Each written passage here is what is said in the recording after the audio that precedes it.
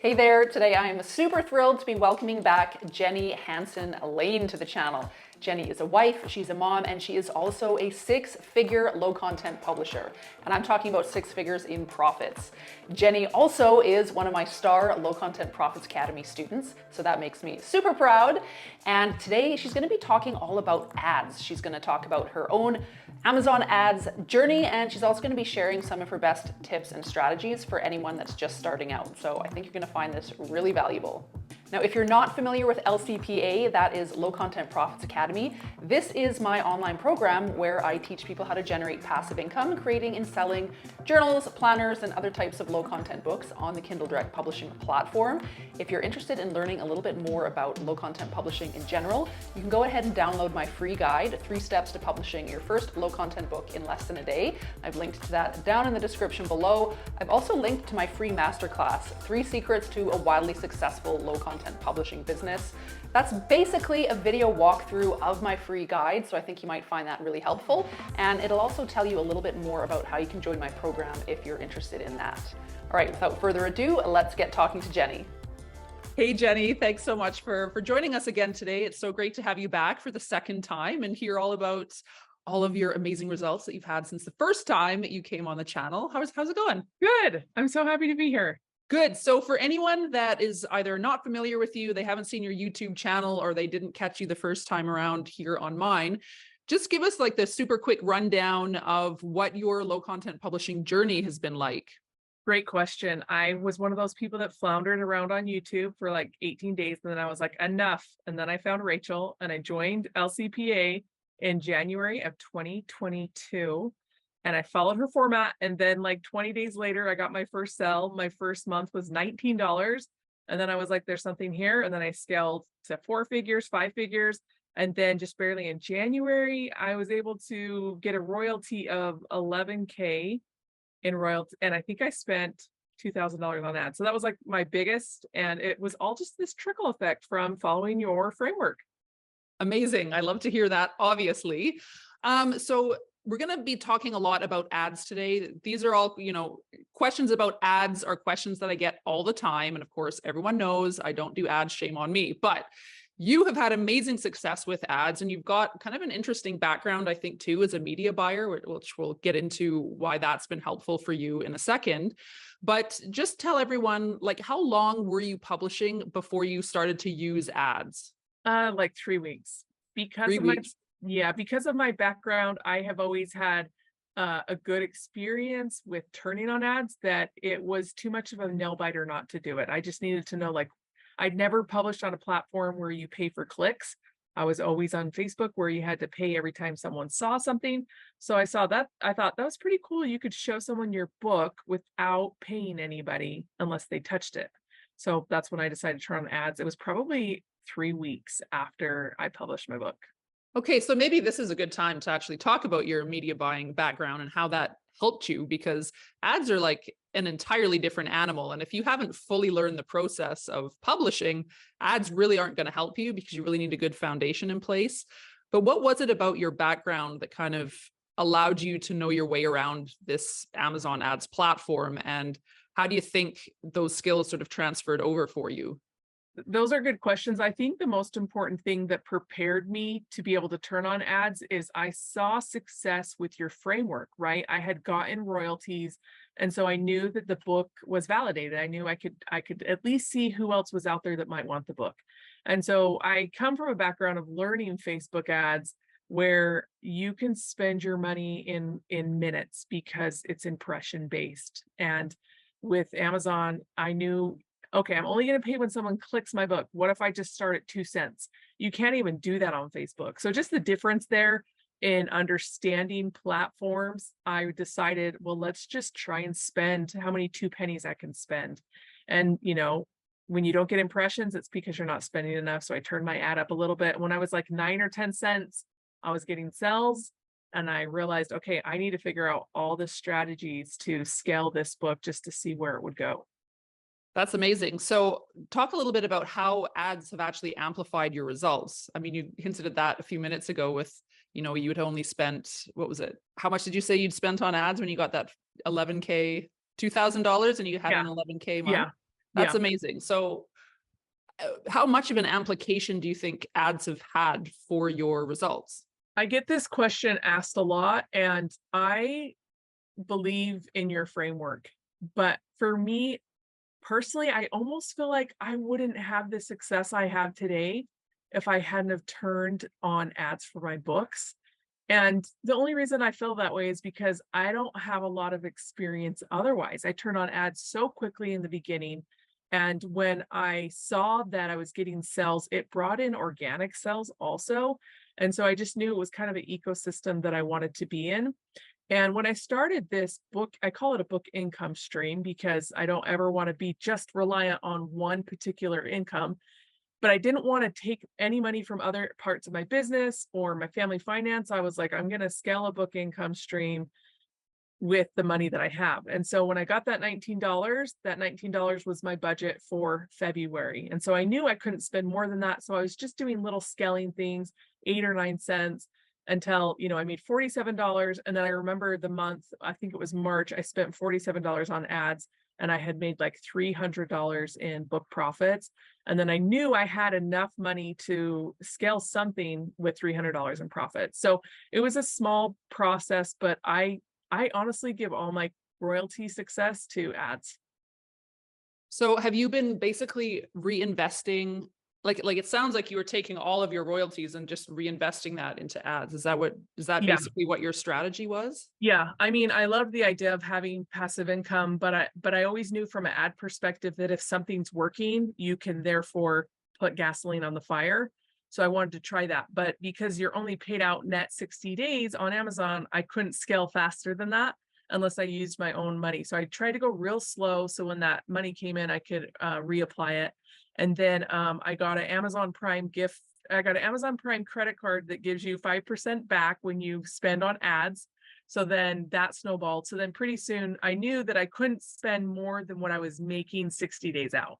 And so I just slowly scaled that way. So then I knew I wanted to be ready for Q4.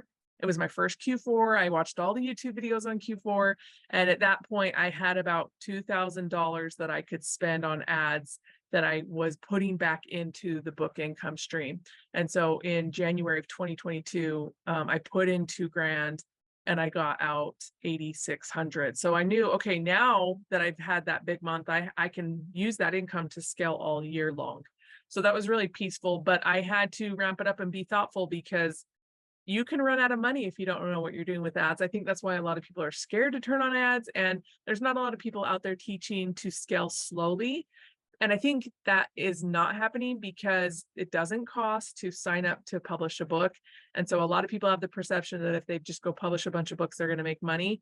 But anything worthwhile takes time, it takes a little bit of investment, and it takes patience to learn what you're doing. How many months in before you kind of started turning a profit? Because if you were reinvesting all of that money that you were making into more ads for the next month, at what point did you say, okay, I'm kind of cutting this off here. I'm only going to be investing this much now. And now I've got this kind of bonus, this profit at the end. How long did that take? Yeah, so that was probably from the time I turned on ads in January till June. June is the first time that I hit like $2,000 in profits.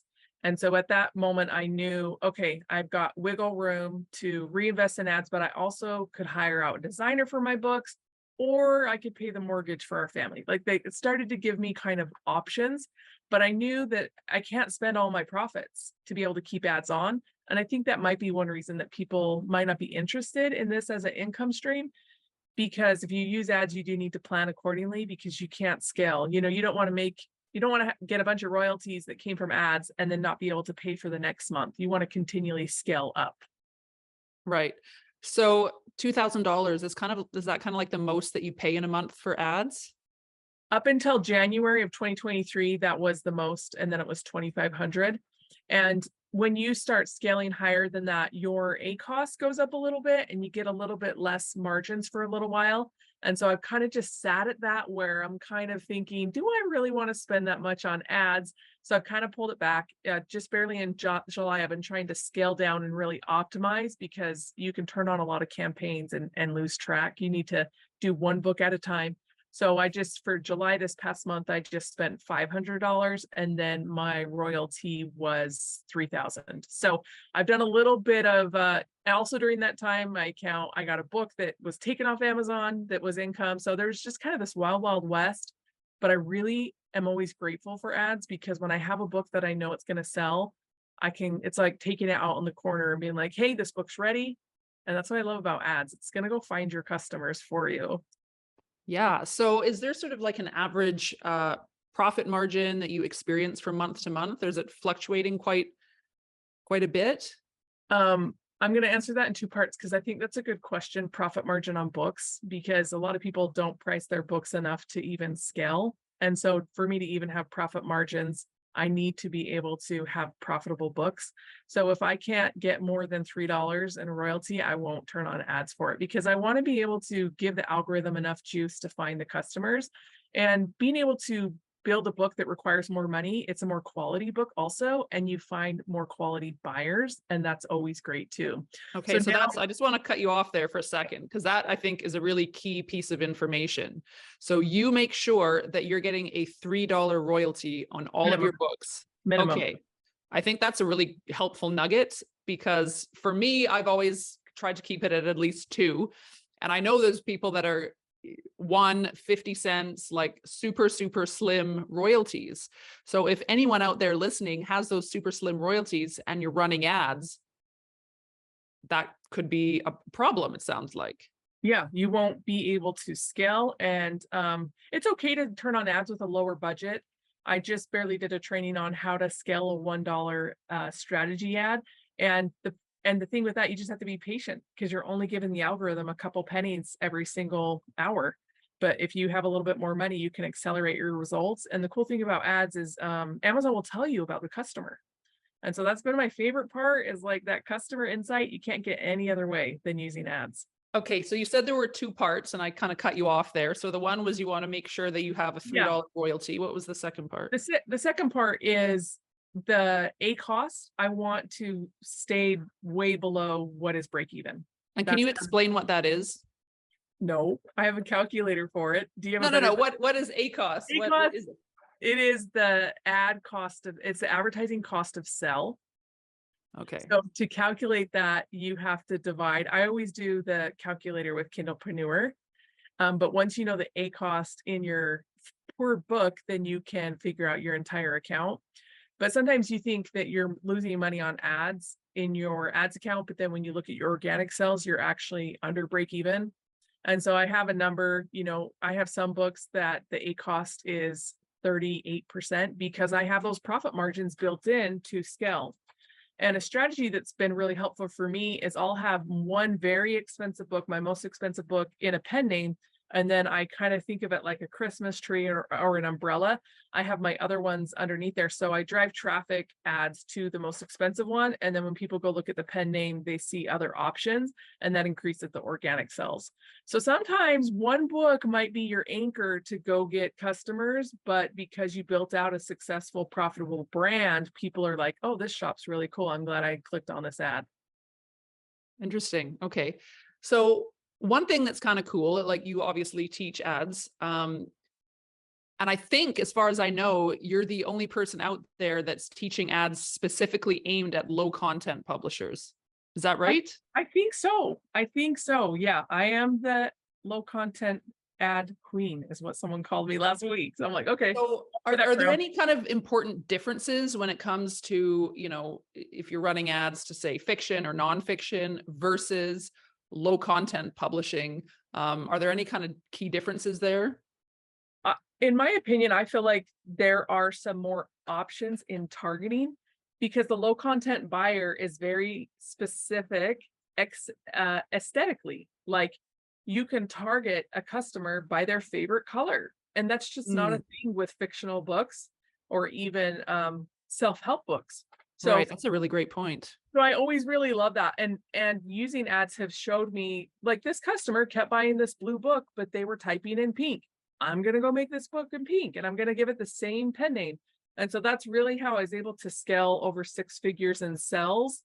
since I started my account is because I'm using that data, I'm thinking about the customer experience, and then I'm iterating and repurposing that content. And that's like a beautiful strategy for anyone that does low content. Sometimes we can feel discouraged that we don't have 4 income streams per book, like maybe a high content book, but there's people always want to buy notebooks. I still buy notebooks at the store, even though I buy them on Amazon too. So there's some really great strategies in terms of what a low content customer looks for in a book. Okay. So it sounds like you gain quite a few insights just from running the ads, and then you use that in order to create new books. Are there any other insights that you gather when you're running your ad campaigns? I mean, I feel like because no one is really documenting their journey for low content ads like I am, I ended up coming up with 23 different strategies that I have in a little course called the Ad Momentum Playbook. Because in those strategies, you can kind of see, I mean, you can, if you're competing with a book, we talked about price just barely, and there's an expensive book that's selling well by a traditional publisher, I will run an ad to that most expensive one. I call it like the anchor method. And then through psychology, we know it's called anchor psychology, that if you present a very expensive price to somebody and then something lower, they're more likely to go after that smaller price. So I always like to target really expensive books on Amazon with my book, understanding that it needs to be the same customer avatar. And I've been able to scale books beautifully that way too. So yeah, I don't even know if I answered your question, but that's a really rockin' strategy to try out. Yeah, I think, yeah, kind of. But like also just some of the data that you collect from running these campaigns, do you use any of those insights, toward coming up with new ideas? Or what do you do with those insights beyond optimizing the ads that you're currently running? Like, are you using that information for other ideas, for other Yes, books or anything like that? yes, and Amazon loves that. They even allow you to export that data. And so when you run ads, there is a whole tab called customer search terms. And that is better than, I love Publisher Rocket, I love BookBeam, but that is better than those because you're getting to know your customer live immediately and you know what they typed in before they bought your book. So that information I take back and I research, I evaluate, and I think about, does this book they bought of mine hit the mark with this keyword? Could this keyword be enhanced? And then I think about the ads format is a substitute, complement, loose match, and close match. And what Amazon will do, they'll try to find a substitute to a book for your book, or they'll try to find a complement. So I started thinking like, why don't I just do what Amazon does? So I started creating complement books to my best-selling books. Like if someone's loving this type of planner, what else would they love in companionship to it? And you can certainly even put that in your description, saying this is a companion guide to this planner. And so I also credit a lot of my accelerated royalties to that because I feel like I have the mind share with the customer. Yeah, that's really cool. So for anyone that's sort of really interested in starting ads, what are the first steps for them to take? Because it is I'm, kind of like a whole different creature. So I yeah, could see it being very daunting. yeah. And I didn't know this for about 6 months. I've only known this for about maybe 4 months, is that the Amazon ads for books is different than selling a product on Amazon. So it's a completely different platform. And the beauty of that is you can still target anything that you want on Amazon. I would say the number one step in terms of setting up an account is I want people to feel comfortable with their organic strategy, right? You need to know how to build a fire, just the basics, right? Just the LCPA basics. And then from that, that's where really you can start scaling because you're just taking what works and you're magnifying it. Now, I will say I have turned on ads for books that are brand new because I got the data from Amazon ads once I exported that customer campaign. So you need to set up an account on Amazon, on advertising.amazon.com, and you need an active credit card to do that. And you cannot use any of your royalties. People ask that all the time. You actually just have to pay with a debit or credit card upfront. You're charged anywhere from $20 to $50 when you hit that minimum. And right now on my account, I'm charged every $500. So that kind of helps me prepare to know that when I get to that point, Amazon's going to charge me. Okay. And how much money should a person, set aside to start off with? Great question. So I would say $20 is probably a great way for you to get started and see what's going on. You can turn on an automatic campaign and then do $1 a day. If it's not spending, then just slowly scale up till you get to that point. And like I said, I've always scaled my account. Sometimes it takes longer, but I've never had to worry about losing money in a day. Okay, so $20, and that, like you said, that would be $1 a day. Yeah. So presumably $20, that's your first 20 days on ads. Just giving it a try and giving the algorithm out. And if you are feeling like not patient, money collapses time. So the reason why I'm spending $2,500 in December is because I'm trying to get every customer out there to buy these books. And I have a lot of like planner for like the new year. So I think that's why I had the $11,000 profit in January, because people were like, new me, so I really wanted to scale up Q4 to be ready for that too. Great. And then once people have their campaign going, is this something that you've got to check in on every day? Are you in there multiple times a day? Depending on the strategy that you use, if you're going to come in at $1 a day, you're probably okay to check it every 2 days. I'm the type that I like accelerated results from my background in media buying. So I keep that window open and I refresh it when I'm working at my desk every 3 to 4 hours and just make adjustments. But once you find a campaign that does well, the algorithm will work for you and you can decide when to check it. With my experience with Facebook ads, I'm not really that comfortable leaving my ads unchecked for more than 3 days. That makes me really uncomfortable. So it's up to you, but I like to keep an eye on them because I actually learn from the process of optimization. And then what are the things that you're actually checking for when you're in there, and what adjustments are you making? That's a good question. So the adjustments that I'm optimizing, when I say optimization, I am looking at my ACost to make sure it's okay. And when I get sales, I'm looking for where they came from. I'm looking at the targets. If it came from a substitute, if I'm running a manual ad, I want to see what keyword actually triggered that sell. And so as I go in and take note of that, then I'm making that mental note of, do I have books like that? Do I want to create more books like that? And then ultimately, I'm going to turn off the targets that aren't working. And then what that does is it tells Amazon, like, let's just go after this keyword with all the money. And then you can start outbidding your competition because you're putting everything on one specific target. Okay, cool. So if you could share sort of like your top 3 strategies or tips for anyone first starting out with ads, what would those be? Yeah, I would never turn on a manual ad. That was advice I was given. I saw these Fiverr ads where you could have someone find 500 keywords for you. I just don't think those are good. I would always turn on an automatic ad. And I would try to scale an automatic ad by turning off what is not working. A book that made me $38,000 in profits in 1 year was an ad that I turned on automatic. And after a couple of weeks, all the sales were coming from the target of substitute.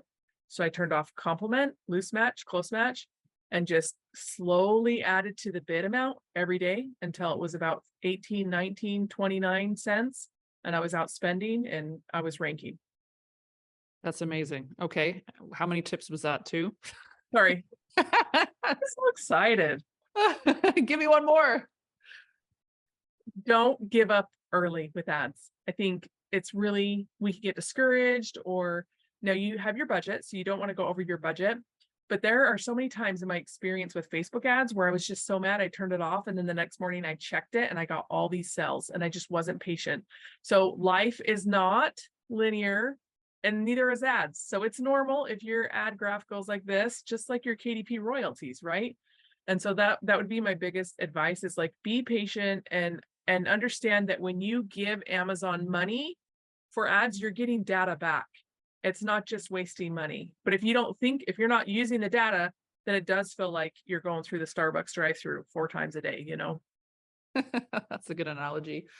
So before we wrap this up, where can people find out more about what you're doing, follow you, if you've got any resources or anything like that you want to share? And of course, we'll drop all of these links down below. Yeah, I have a playlist on YouTube that has over 100 ad strategies and conversations around ads. So my name, Jenny Hansen Lane, you can find me on YouTube. And then from there, I have some sign-up links to learn about webinars I do about ads, and then any like collaborations that we're doing. Rachel and I have done ads classes in the back.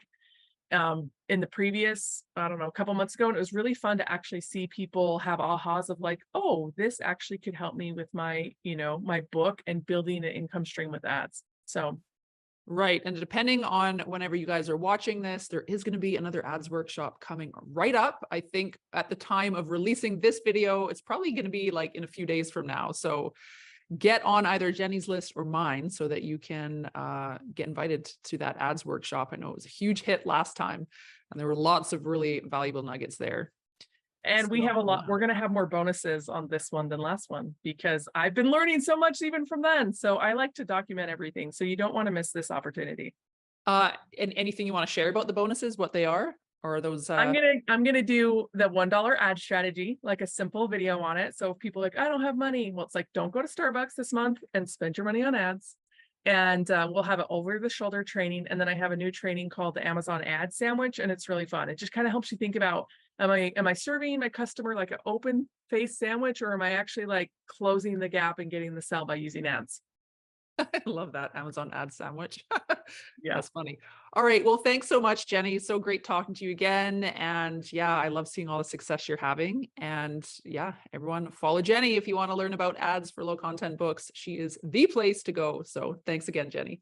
Thank you. And if you are here, if you're at Rachel's channel and you haven't taken Low Content Profit Academy, this is my personal invitation to do it. It changed the way I think about books, changed the trajectory of even turning on ads. So you have my permission to go invest in yourself and get that course. All right. We'll talk to you later. Bye-bye. Thanks so much for watching. If you found that valuable, please don't forget to hit the like button. And if you haven't subscribed already, go ahead and do that. Hit the bell and you can be notified every time I publish one of these videos. And again, if you want more information on low content publishing, you can check out my free guide, 3 steps to publishing your first low content book in less than a day, linked to down in the description below. And all the links that Jenny mentioned, those will be down in the description below as well. Thanks so much for watching, and I'll see you next time.